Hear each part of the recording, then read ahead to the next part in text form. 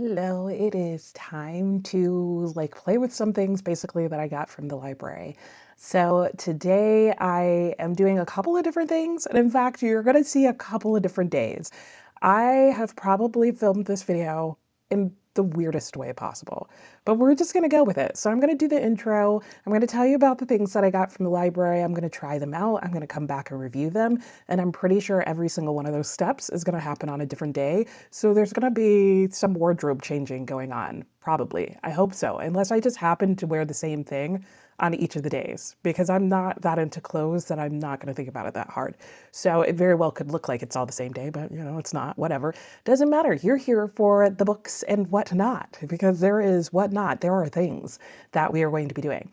So each month I have been playing a library challenge game type of situation. It's not really a game. I've been playing a game to borrow books from the library. So I have been challenging myself to do that for a little bit now. And then recently I changed it so that I was also going to add on not just using the library to check out books and that kind of thing, but I also wanted to start trying other services they provide, because they at one point had a library challenge that was like, hey, check out our library challenges, or library services rather, because they could, save you money by allowing you to cancel subscriptions to things like, Audible and Netflix and that kind of deal.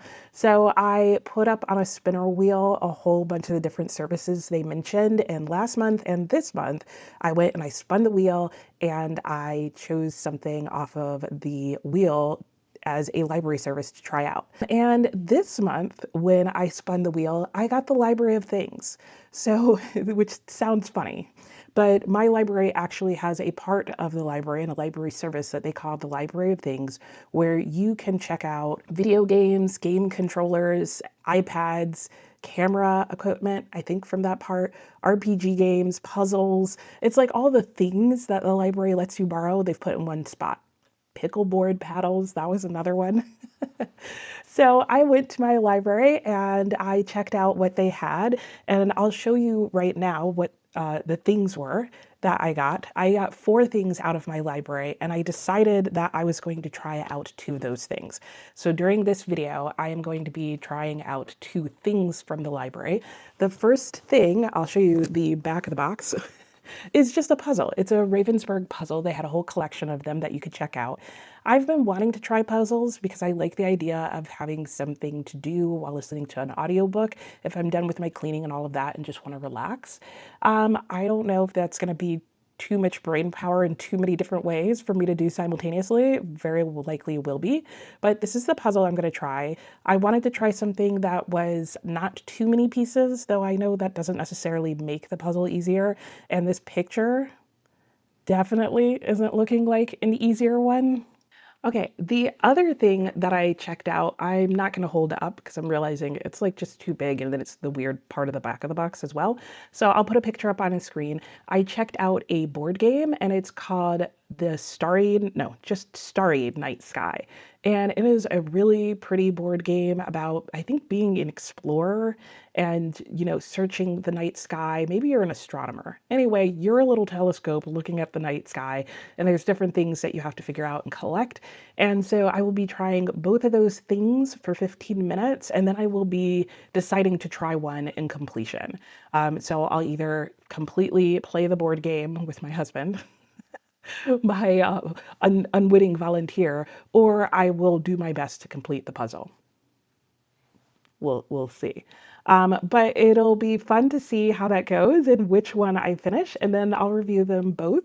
Or maybe I'll just show you the completed puzzle, because I wouldn't even know how to begin to review a puzzle if I wanted to.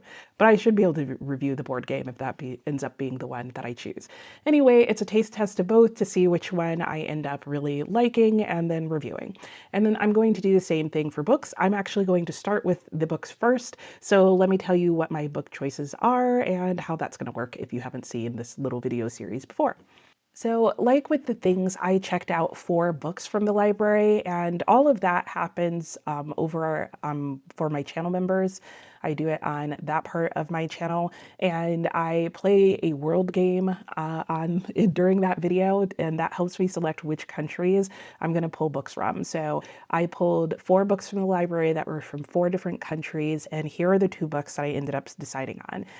The first book is from Martinique, and it is Black Shack Alley by Joseph Zobel. And this is a Penguin Classic edition of this work, and it is a coming of age story about a young man who is growing up on a plantation in Martinique. And his grandmother's one sole desire is to help the children there, at least some of them, get out and find their way to freedom. And so I'm really interested in looking at this story. I love a good coming of age story. So I'm going to be reading this for 15 minutes to see if I want to read the entire story right now. The other book that I picked is She Would Be King by Wayetu Moore, and this is a work that is out of Liberia. That was one of the other countries that I got that I had chosen. This is a book that was actually already on my TBR. I have wanted to try it out since having read Chintu, and I'm really interested in the story. It's supposed to have some similar themes as in Chintu, and even be kind of told in a similar style where there is a bit of the founding of Liberia being discussed, as well as maybe some elements of magical realism and a focus on family and that kind of thing. And it does sound really fascinating. So I'm also going to read this book for 15 minutes, and then that will hopefully help me decide which of these 2 books that I want to read. So I am going to go ahead and give these both a try for 15 minutes. I'm going to come back and tell you which one I chose, and then once I've read the book, I'll come back and I will review the story for you. And then after that's done, stay till the end, because I will then also be coming back to tell you whether I chose the puzzle or the board game and review that for you as well. So I will try to remember to put timestamps below and on the screen so that you can just skip ahead to whichever of the things you care about hearing about. Or if you want to hear about both and all of the above, just hold on a second. Let me get to it.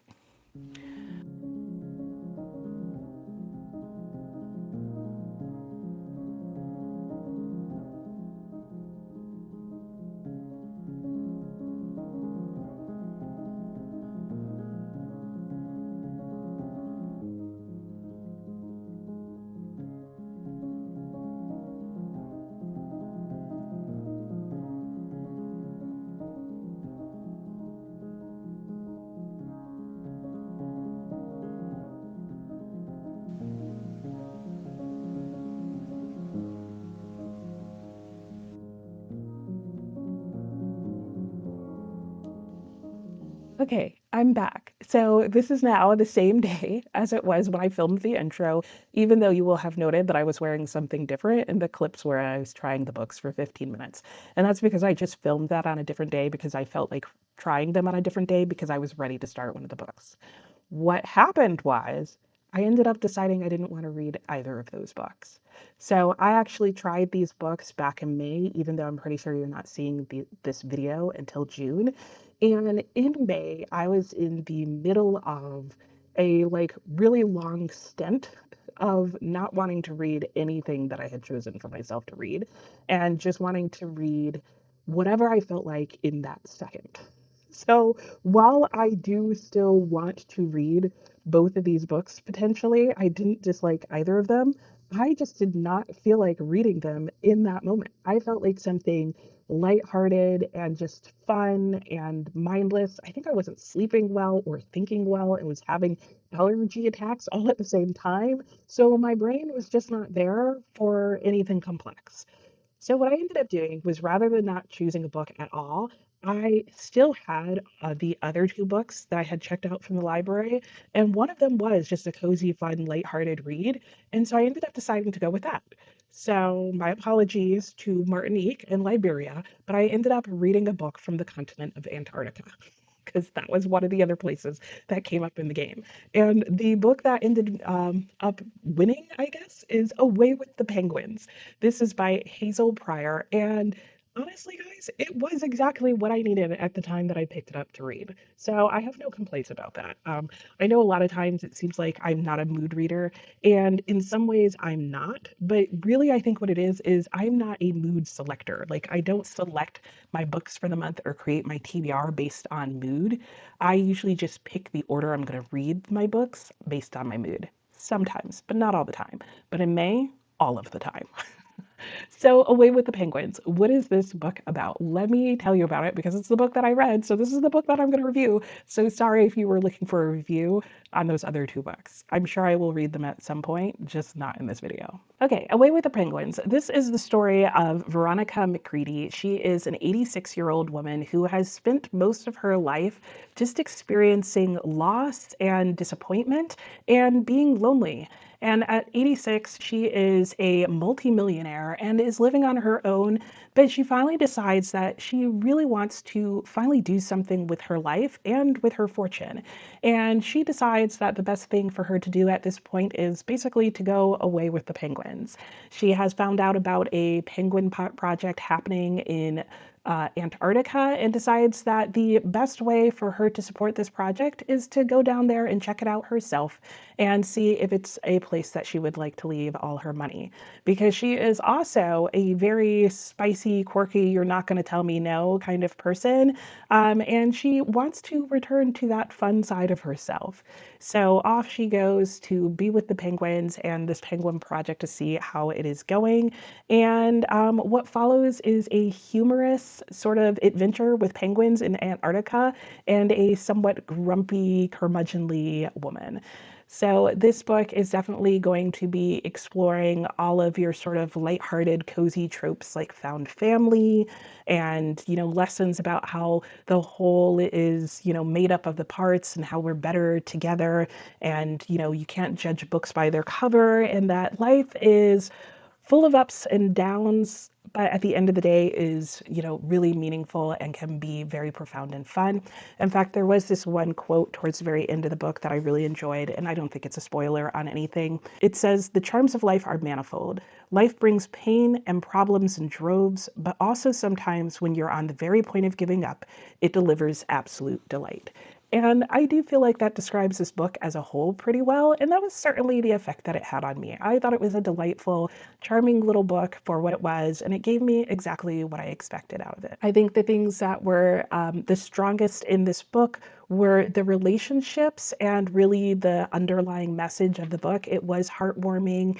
It really did make you pause and think about things in life and, you know, how you really don't know what someone's going through until you get to know them. It's definitely about not judging other people. And I think it's just a good little book with like a very nice, sweet life lesson and message to it. I think where it fell short, if anywhere, was it did feel like a little cliche and expected. It wasn't full of cliches per se, but it was full of cliche tropes. So if you feel like you know what this book would be about and how it would discuss these things, you're probably right. But it is just like good, fun, lighthearted entertainment. I think that there were a lot of coincidences in it and that kind of thing that could potentially bother you. So it's definitely not a book you should go into if you're looking for like a really deep uh, theme that's being unpacked in a like well-developed way on a topic that you haven't discussed. It's not going to be like a unique contemporary read. I think this book is perfect for anybody who is looking for a lighthearted, heartwarming read, who wants to just be entertained in a very sort of cozy, fun way, who doesn't mind if all the characters are like a bit typical and maybe like a bit like one note and like all fit into their slot. Like this is not a book that you're going to be reading, like I said, because you want to write your like in-depth research paper about like the literary elements of the story. So if you are looking for just a light read that is on love and life after loss, I think this is good. It's definitely one of those books that because she's at the end of her life, you're kind of having to have some sort of way of having a flashback to look at how she became the person that she is and, see whether or not she's going to change after this experience with the penguins. Like that is what you're going to find in this story. And I think it was good. Would I read more of this story because it is in a series? I don't know. Maybe I could see myself reading it one in winter because I do think it would be a nice book for winter. It's there's not a ton about the atmosphere and like it's not necessarily going to make you feel cold, but it is obviously set in winter, so it would be fun to read it in winter. But it worked well for now. But I think if in the middle of winter I was just at a point where I was like, oh, it's snowy, the snow is still charming, and I want a lighthearted read that I know isn't going to leave me feeling depressed and down and is going to help defeat the winter blues, I could see myself picking up book two in that case. Just for something fun and light to read over the holidays or on a trip or something like that in winter. I think that's where this would fall in. And so, yeah, I ended up giving this book 4 stars, just barely, because there were quite a few coincidences, Deus Machina type of things happening that I was like, okay. But again, at the end of the day, I just ended up going, why am I reading this? I'm reading this because I wanted something light and fun, and it is delivering on that. So that is the book. Let's go on and let me try the games. Again, that will probably happen on a different day, and I'll come back and review them. Probably also on a different day because I'm done with today for this video. So I'll see you later, future me will.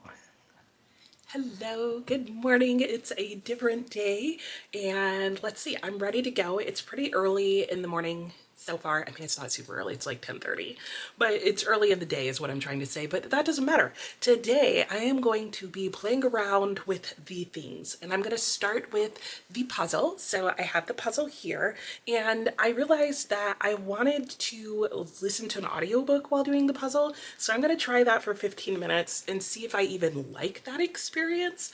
And at first I was like, how am I going to do this? Because I didn't have an audiobook going, but I'm currently in the middle of reading Uncle Tom's Children by Richard Wright. And I checked and I can't get this on audiobook. So I don't know how well these two things pair because this is a pretty heavy book and it almost feels wrong doing a puzzle while listening to this book. At the same time, Richard Wright tends to do very plot driven novels that have really good characterization in them. So I'm thinking it should make a good audiobook, and maybe doing a puzzle while listening to it will just help it prevent it from being like too sad and depressing. Though I also don't know if that'll be too distracting. So this will be a good metric to see, but I'm going to start with that. But it's so nice outside right now that I'm going to go outside and do this on my back porch and have just a little moment. So hopefully this will be a pleasant 15 minutes. So let's go outside and do that before it starts getting too hot, because it is supposed to go up into like the mid or high 80s today. And right now it's still in the high 60s. So yay.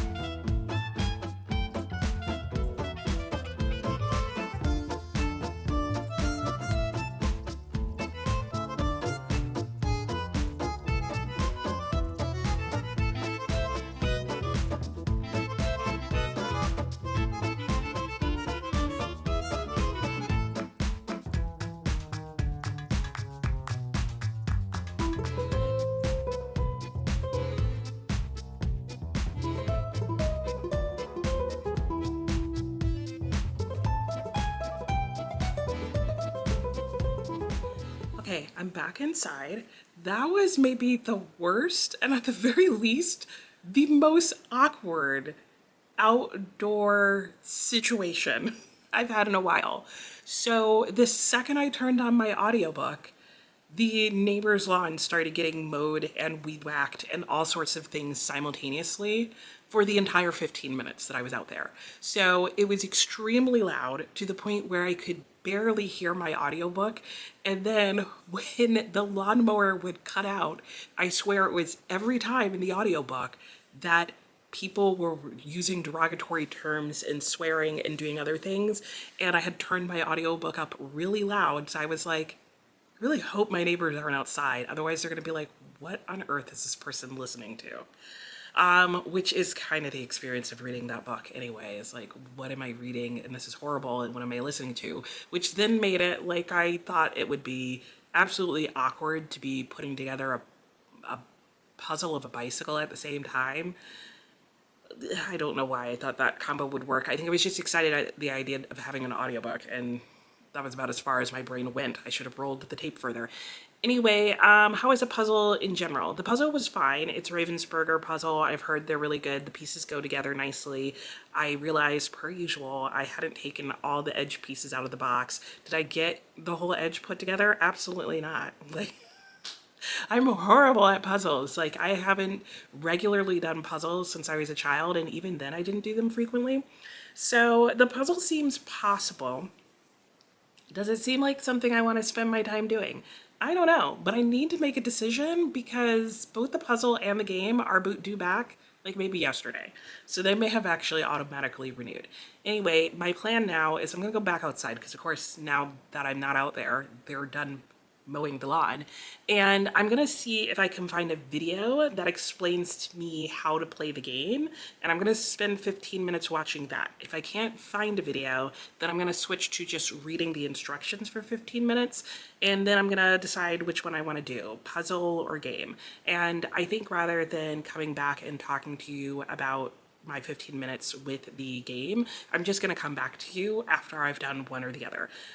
It will be a different day because if I decide on the game, my husband literally just minutes ago left to go out of town for the next 2 days. So we won't be able to play until he comes back, but our anniversary is coming up, so maybe I'll make him play the game with me on our anniversary.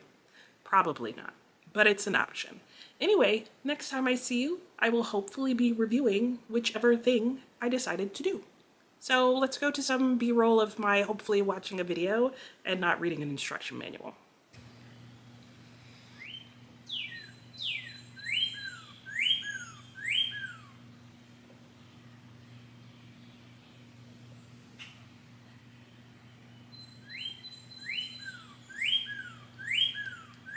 Today we're doing a how to play of Starry Night Sky.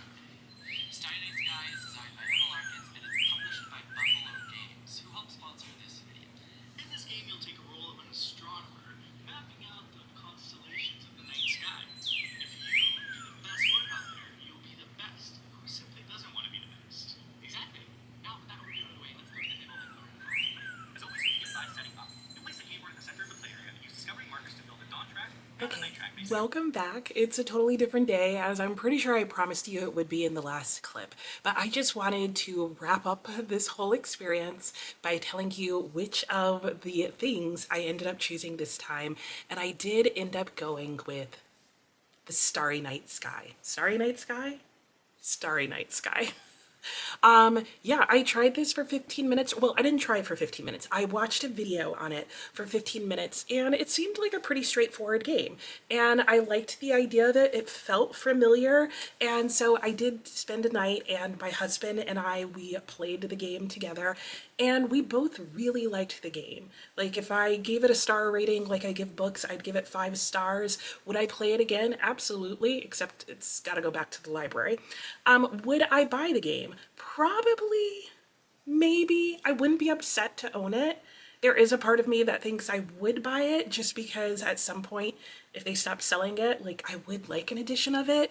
It would be fun to play like on a camping trip or just while sitting outside and being able to actually see the starry night sky. I would definitely buy it for someone else, especially if they liked looking at the stars, that kind of thing. I think what I liked about the game was it was a cozy game. Like it's not super competitive, even though you are like keeping points and tracking points. I think the part that makes it feel less competitive is that as you move around the board and place your stars, everybody's kind of doing their own star exploration, if you will, but the way that other people place stars and do things in the game can actually help you win. Now, I'm not going to go into like all of the gameplay because there are other people who have done that who can do it much better than I could. So I'm just going to include the link below of the video that I watched that helped me understand how to play the game. Both my husband and I, at the end of the day, felt like this game felt very similar to Ticket to Ride, but lower stakes and so cozier and calm and that kind of thing, and not quite as like capitalist and cutthroat because you're not like buying things or trying to own something. You're just trying to discover things and, see how many things you can discover before it becomes dawn. So the pressure that is in the game is more just trying to meet some goals before you run out of time. And you can be the winner of the game if you get the most points. But like Ticket to Ride, there's an element where you won't know exactly what your total point score is, and neither will anybody else until the very end of the game. I mean, you will know, but nobody else will know. Anyway, yeah, so it reminded us of Ticket to Ride, but lower stakes. It was cozy. We both felt like it was a great game to play on a night where you wanted to play something, you wanted it to feel cooperative, but maybe you don't want to actually have to, have the super cooperative games where you have to like strategize with another person. We played it with just the two of us. That was great. I could see how you could play it with more people. I think this would also work for quite a few ages. It says it's for 10 and up, and 10 honestly felt a little old for both my husband and I. Like, obviously a younger child would need the game and the rules explained to them, but especially if your kid's old enough to read, I think they could play this game. I think younger kids might struggle just because it is a quieter game and so they might get bored, but I think if you knew your child well and if they were interested in astrology, I think you could easily go as young as like 7 and certainly 8 or 9. So I think game, ages are always just recommendations. 10 will definitely be able to play this game without problems for most 10-year-olds that I know. So yeah, so that is it. That is the book that I read and the thing that I ended up playing. And I had a really good time this round. I can't wait to see what happens the next time I do this. So that'll be coming up at some point. And yeah, let me know if you are now interested in reading this book or have read the book, or if you're interested in this game or have played the game. That's it for me. I hope you had a great reading week and you played some things and visited your library, and I'll talk to you next time. Bye.